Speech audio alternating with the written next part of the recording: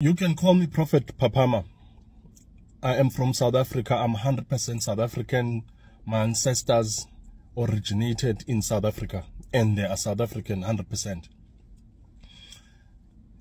God spoke to me this morning and asked me to deliver this message to President Ramaphosa, to his government, to officials of his government in various departments and in various ranks, and to the illegal foreigners that are in South Africa and those who continue to do wrong to South Africa and South Africans. The voice of God said to me earlier today, hello, good people. I hope you're doing fine where you are, and if you ain't doing fine, please do fine where you are. So I don't know if you're the kind of person who believes in superstition or not. I don't know if you're somebody who believes in karmic laws. You believe in the law of the land and the law of nature in such a way that if someone does something wrong and they tend to get away by the law that has been established by the society or by the authority we live by, you know, a lot of criminals go free, right? And do you believe there is a karmic law that punishes these people without our own awareness? You know, nature always finds a way to balance things. Yes. Now, there is this black man in South Africa, and I think he's a witch doctor, a witch doctor or a prophet, and he's giving some prophecy against the president of South Africa, Cyril Ramaphosa. He's also giving some testimony against the establishment of white privilege and white power structures in the state of South Africa, you know. This has been something that blacks have always been complaining about Cyril Ramaphosa. They're saying that Cyril Ramaphosa is black, but he's not really taking care of his black community as he should be. Now, this gentleman, who is also a witch, is giving such a thoughtful prophecy. I don't know if you believe in superstition, but he's giving some very valid points about South Africa. I want us to listen to this video, and then I shall get back where we shall also have a deep critical analysis. Let's dive in. That I am a God of law and order. I am a God of law and order. 1, 2. God said to me, I have chosen South Africa for my purpose and for my will. I have chosen South Africans to be an example that black and white can live together happily and peacefully. He has chosen South Africa to be a good example to the world. That is why now he's got his children who are talented in South Africa going all over the world, being happy in the midst of what is happening in the world, which is violence, which is hate, which is wars, which is this, which is unhappiness, envy, and all those things, and criminal acts, and all those things all over the world. God said, I chose South Africa to be an example of a beautiful rainbow. That's why South Africa is called a rainbow nation. Is to show the world that he wants happiness and unity and love among different races in the world.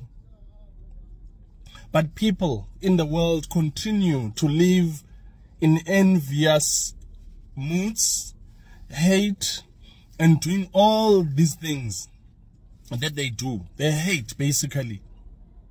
God said to me, I must send out a strong message to the government of South Africa, who continue to ignore his chosen nation, which is South Africans and South Africa. As you can see now, there's the likes of Tyler, there's the likes of a lot of artists, music artists from South Africa. They're going all over the world. I did a prophecy like this before, where I said God is going to choose South Africa and make it a nation that goes around the world to inspire people through music, talent and all of that. That is happening now. That prophecy has come. Listen to my videos that are past. Some will say, I'm a fake prophet, I'm this, I'm that. Call me what you want. Call me what you want. Because I'm from South Africa, I can't be a true prophet. Prophets don't come from certain countries in Africa. They don't come from certain regions in the world. Prophets of South Africa are South African. They are born in South Africa, prophets of South Africa, to help and save South Africans. Call what you want. You can even ask about Prophet Papama from your so-called prophet, the one you trust from your big church. And let him talk bad about me. God said, you touch my chosen ones, you touch my anointed ones, then you touch me, and you shall see my wrath if you do that. Let your fake prophets, let me be in record, let your fake prophets, because 99% of churches that are in South Africa, from people who've come into South Africa from other countries, are fake. They are out there, they are wolves who are in South Africa to take money from you South Africans. But now God has said, enough is enough. He has chosen his people, and if you abuse his chosen people, which is in this case are South Africans, you come and amass wealth from them and lie to them and do magic to get their money, you will see my wrath. Now this one is for government. President Cyril Ramaphosa, you and your government, you and your officials are doing wrong in the eyes of God. God said to me, I must pass this message to say they must stop continuing to do wrong, because he's put them in places of power, some of them. But they abuse their power by ill-treating South Africans, by ignoring South Africans, by allowing illegal foreigners to be in South Africa, which is a crime, roaming around freely in South Africa, continuing every day to do wrong. So God is saying, illegal foreigners and those who are doing illegal business in South Africa must pack their things and go, because going forward, government is going to even appoint security companies to deal on the streets with those who carry on living in South Africa illegally, continue breaking laws in South Africa, coming from other countries and working illegally in South Africa. That's why you see now that the government has started. This is going to intensify. That's what God has said, because God is in it. God is cleaning South Africa. God is going to continue to clean South Africa. God said to me, those who are in this country illegally, those who are working in this country, those who are here in this country to do crime or continuing, must stop, pack their bags and leave South Africa. Otherwise, they're going to live in South Africa in a bad state. They will never be happy in South Africa. And the government is going to intensify their efforts. Some are going to be arrested. Some are going to get a premature death and issues because of the wrong that they continue to do. This one is for all those who are illegal in South Africa. It comes from God. The message that's going to government and officials of government, God is saying, stop your underhanded trading. Stop taking bribes. Stop doing all these things that are criminal offenses towards South Africans. Because when you take bribes and allow people to cross the border illegally, when you allow people to roam around the streets in South Africa, and you know that they don't have proper documents, but you still let them do that, you are also doing a problem to the Almighty God, because God is not happy. God can see anything. And God said he's going to deal with the government officials who don't do their jobs properly, and those who continue to do wrong to South Africans and ignore South Africans and not help South Africans whilst they are put in places of power. They must deal with illegal foreigners. They must deal with all the ills that are happening in South Africa, because they are put in those positions to help. That goes to the police. That goes to officials of Home Affairs. That goes to Labour. That goes to President Ramaphosa. That goes to everybody. Then God said he's going to deal with the people that do not do their jobs, because they are allowing South Africans to suffer, to continue suffering. They are not helping South Africans. God said to me, people will see his wrath, those who continue to do illicit things, underhanded dealings. They are taking money under tables, and then they ignore South Africans and their dire plight. God is saying he is going to continue fighting for South Africans, and whatever is happening now is just a start where illegal foreigners are being dealt with. Illegal foreigners are not going to live peacefully in South Africa. Some are going to be arrested. Some are going to see their premature deaths.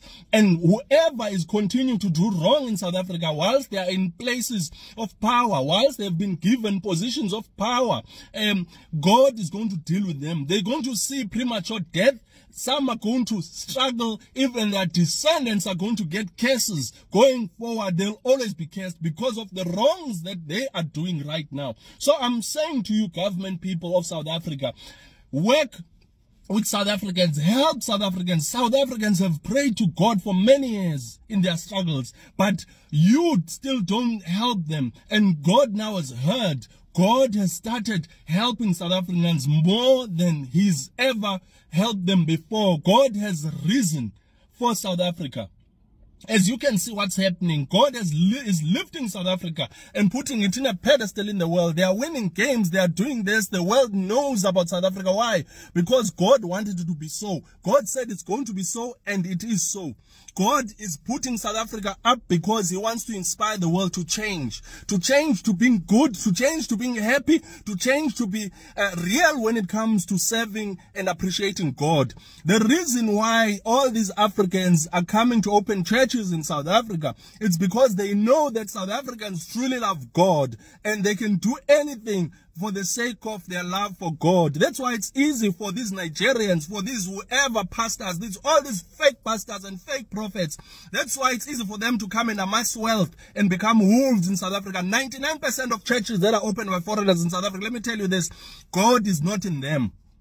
And as a South African, if you continue to go to these churches, you are going to be part of the wrath that is going to be received by these fake prophets and these fake pastors.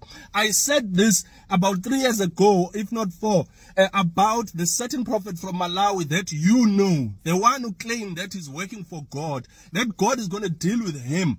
And God has started dealing with him. He was lucky because he ran away from South Africa. He did something illegal again, but he's saying he's serving God. He left South Africa. When he left South Africa, he did good for himself. Now he must go and cheat people and bluff people in his country, not in South Africa, because the next thing that was going to happen to him was going to be his premature death.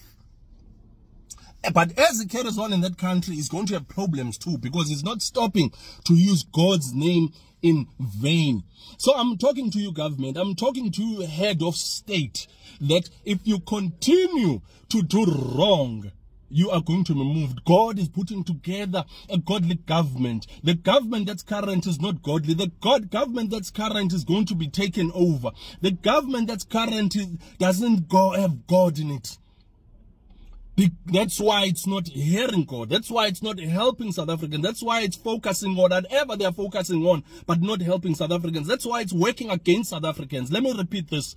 When you touch God's chosen, when you touch God's chosen nation and God's chosen people, you've touched God. And God doesn't lose battles. God doesn't lose wars. God is not supposed to be touched. You're going to see his wrath, I'm telling you. You're going to see God's wrath, I'm telling you. You are going to see God's wrath, I'm telling you. You are not powerful enough. You are not powerful enough. You can lead this land. You can be the president of this land, but you are not powerful enough. Continue to do wrong, and you're going to see God's wrath. Some ministers have fallen already because they carried on doing wrong to South Africans. They carried on going in the nights, taking brown parcels and destroying South Africa and allowing illegal people to come into South Africa and do as they please. God said enough is enough. Stop it. Stop it. God is putting a new government together that's going to help South Africans. That's going to help South Africa, because God is in South Africa. God is really angry at those who have come to destroy South Africa in various ways. I'm telling you, you must pray. You must stop. You must go back to your countries, because wrath is coming for you. This is God's prophet, Prophet Papama. I pray that you are safe where you are, because if you're doing wrong to God's people, you are going to see God's wrath. I'm stopping here.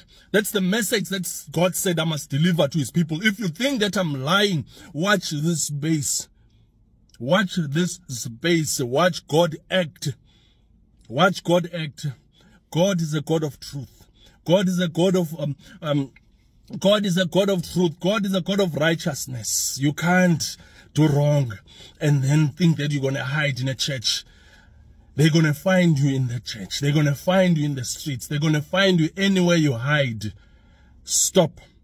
Leave South Africa. Leave South Africa because you are doing wrong to South Africa just by the virtue of you being illegal. Government people, stop taking those monies. Stop hating South Africans because South Africa is God's chosen nation. I believe that the nation of South Africa, just like any other nation in Africa and any other nation in the world, now let's keep the part of the world, let's keep it Africa, you know. Africa is ridden by corruption. If there is a place where there is the most corrupt people, it is Africa. And in fact, it was Africa that took the top two, you know, with Ruto being the second one and Tinubu of Nigeria being the first one in the people who are most corrupt. You understand? Now, what follows is that if we can't hold accountable the crimes against corruption, the crimes against humanity on corruption, I mean, we have countries such as Singapore, we have countries such as Vietnam. You saw the other day there was this woman who squandered a lot of revenue that belonged to the people of Vietnam, and this lady took a lot, you know. She didn't care about the remaining Vietnamese who are really suffering in poverty. Yeah.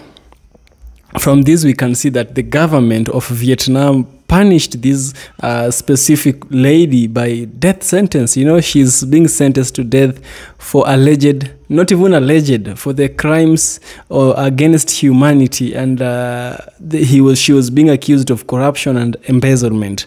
We have countries such as Malaysia, countries such as China. Those eastern countries and some of those Southeast Asian countries have very strong laws against corruption. Perhaps if we can come and copy, you know, we borrow from what they do, we borrow the customs that if you are found in any corruption, you should face a capital punishment, you know. And it should be that if you're corrupt and perhaps you embezzle funds, that should be regarded as a capital crime, you know, and it should be given a capital punishment. Also, we should return the death sentence for people who are corrupt. I believe this will significantly reduce the cases of corruption, you know.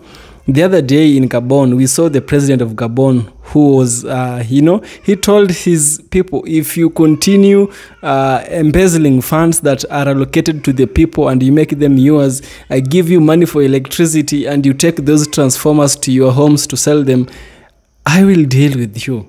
And you know, that is a military leader. And when he says he will deal with you, he really means it. This is not he is not a democratically elected leader. He is somebody who came into power by a coup. And if he says, you gotta take it seriously. And perhaps he is not saying it for his own good. He is saying it for the good of the people. Because many times, corruption has really back spiraled Africa. We can't move forward because of corrupt leaders. You understand? About South Africa, we, just like any other country, we can't just say South Africa only. Whatever this man is saying is just what happens in other African countries. In my own country as well, Kenya. I'm not saying that my country is well. My country is one of the most corrupt countries we have in the country, or we have in Africa and we have in the world, you know. We have high taxations. We have, it's hard, you know. It's really hard if perhaps it's hard, let me tell you. Living in Africa, for Africans, sometimes it can be hard. And it's hard because of these leaders we have. An African leader is a demigod. An African leader, hey, you know, Pierre Lumumba puts it that an African leader wants to be worshipped just as a god, you know. Here in Africa is where a leader, just an MCA, a member of the county assembly, or rather somebody like a member of parliament, he uses like 20 vehicles, 20 V8 cars with 8 cylinders. You know, those cars really take in a lot of fuel, and they use these cars to go to the parliament. What is this about? This is about showing that I have power at the expense of the citizen.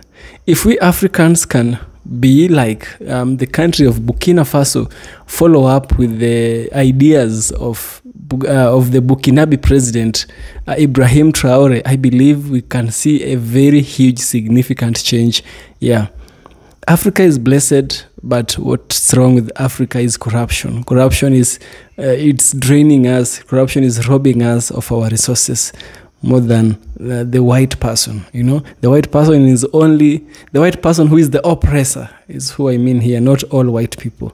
You know, they only take opportunity when they find it, and the opportunity is found within the corrupt leaders. Yeah.